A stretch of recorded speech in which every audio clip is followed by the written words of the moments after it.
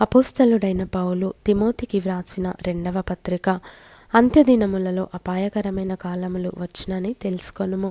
ఏలాగనగా మనుష్యులు స్వార్థప్రియులు, ధనాపేక్షులు, బింకములాడువారు, అహంకారులు, దూషకులు, తల్లిదండ్రులకు అవిధేయులు, కృతజ్ఞత లేనివారు, అపవిత్రులు, అనురాగరహితులు, అతిద్వేషులు, అపవాదకులు, అజితేంద్రియులు, క్రూరులు, సజ్జనద్వేషులు, ద్రోహులు, మూర్ఖులు, గర్వాంధులు, దేవుని కంటే సుఖానుభవమును ఎక్కువగా ప్రేమించువారు, పైకి భక్తిగల వారి వలె ఉండియు దాని శక్తిని ఆశ్రయించని వారునై ఉందురు.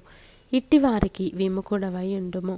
పాపభరితులై నానా విధములైన దురాశల వలన నడిపింపబడి ఎల్లప్పుడూ నేర్చుకొనుచున్నను సత్య విషయమైన అనుభవ జ్ఞానము ఎప్పుడును పొందలేని అవివేక స్త్రీల యొక్క ఇండ్లలో జొచ్చి వారిని చెరపట్టుకొని పోవువారు వీరిలో చేరినవారు.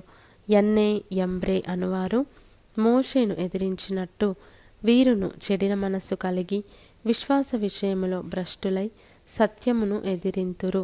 అయినను వారి అవివేకమేలాగు తేటపడెనో అలాగే వీరిది కూడా అందరికీ తేటపడును గనుక వీరు ఇక ముందుకు సాగరు.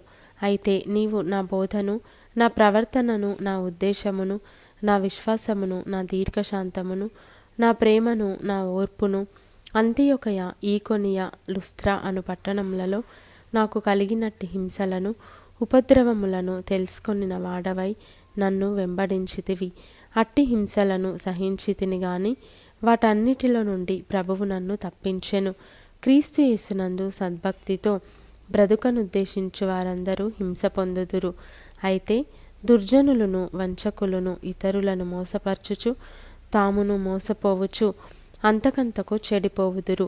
క్రీస్తు యేసునందుంచవలసిన విశ్వాసము ద్వారా రక్షణార్థమైన జ్ఞానము నీకు కలిగించుటకు శక్తిగల పరిశుద్ధ లేఖనములను బాల్యము నుండి నీవెరుగుదువు గనుక నీవు నేర్చుకొని రూఢి అని తెలుసుకున్నవి ఎవరి వలన నేర్చుకొంటివో ఆ సంగతి తెలుసుకొని వాటి యందు నిలుకడగా ఉండుము. దైవజనుడు సన్నద్ధుడై ప్రతి సత్కార్యమునకు పూర్ణముగా సిద్ధపడి ఉండునట్లు దైవావేశము వలన కలిగిన ప్రతి లేఖనము ఉపదేశించుటకును, ఖండించుటకును, తప్పుదిద్దుటకును, నీతి యందు శిక్ష చేయుటకును ప్రయోజనకరమై ఉన్నది.